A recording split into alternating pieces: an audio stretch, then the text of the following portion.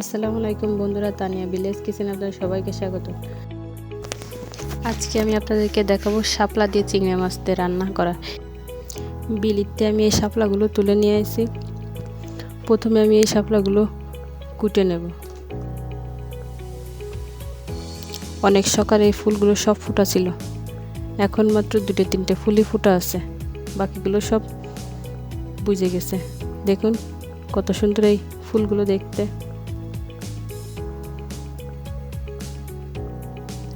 আমি এই সব ফুলগুলো প্রথমে বাইছে নেব। এই শাপলাগুলো দেখুন কত লম্বা, 2 হাতেরও বেশি এই শাপলাগুলো লম্বা।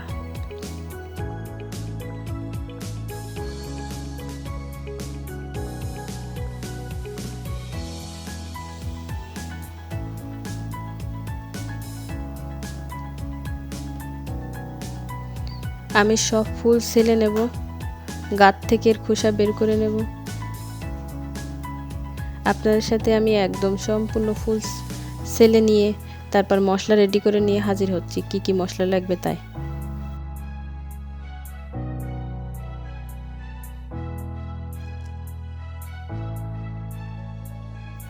সব কিছু রেডি করে নিয়ে হাজির হলাম। আমি পেঁয়াজ কুচি, কাঁচামরিচ কুচি আর রসুন কুচি আর চিংড়ি মাছ আমি বাইছে নিয়েছি। আমি এবার রান্না করব। কি কি মশলা লাগবে বাকি উপকরণগুলো দেখাচ্ছি। প্রথমে কড়াই দিছি, এতে এবার তেল দিয়ে দিচ্ছি। তেল গরম হয়ে গেছে, এবার আমি যে মশলাগুলো আপনাদের দেখাইছি এগুলো আগে দিয়ে দিচ্ছি।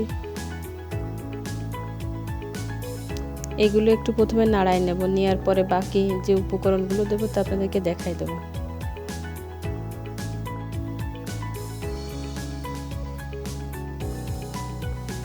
নাড়াই নেওয়া হয়ে গেছে।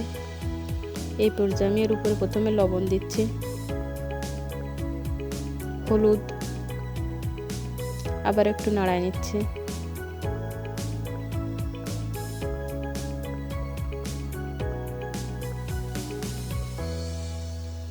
এবার শুকনো মরিচের গুঁড়ো,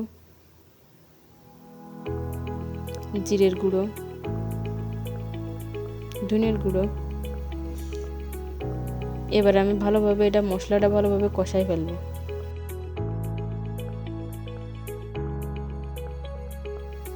আমি যে গুঁড়ো মশলা দিয়েছিলাম এজন্যই তলে লাগে আসতেছে, এজন্য আমি অল্প একটু পানি দিয়ে নেব এবং সব ভালোভাবে তো কড়াতে একটু ছাড়াই নেব। ছাড়াই নেওয়া হয়ে গেছে। এবার আমার কুটে রাখা যে শাপলা ফুলের ডাটাগুলো ছিল এগুলো এর ভিতরে দিয়ে দেব। দিয়ে তলের মশলার সাথে ভালোভাবে মিশাই ফেলবো আমি।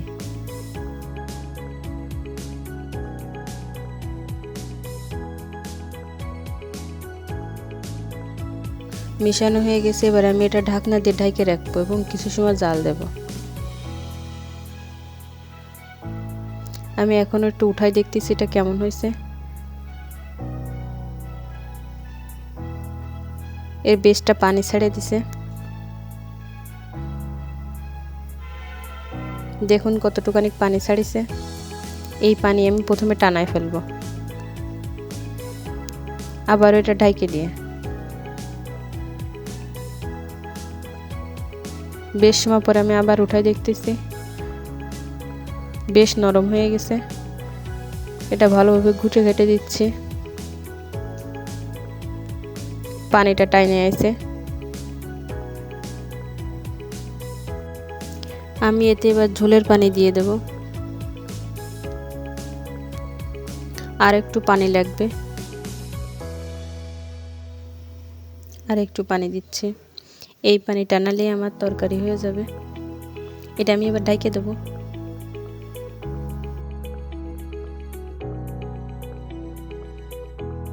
এই পর্যায়ে আমি ঢাকনা উঠায় দেখতেছি সূর্যের তাপ আমার কড়ার উপরে, এজন্য কিছু বোঝা যাচ্ছে না। আমি আড়াল দিয়ে দেখাচ্ছি আপনাদের। আমার রান্না করা হয়ে গেছে, শাপলা দিয়ে চিংড়ি মাছ দিয়ে রান্না করা। আমি এবার এটা নামাই ফেলবো। এখনও যারা আমার চ্যানেলটিকে সাবস্ক্রাইব করেনি দ্রুত সাবস্ক্রাইব করুন, একটা লাইক করুন, একটা কমেন্ট করুন। হয়ে গেছে আমার শাপলা দিয়ে চিংড়ি মাছ দিয়ে রান্না করা। দেখুন দেখতে কত সুন্দর হয়েছে।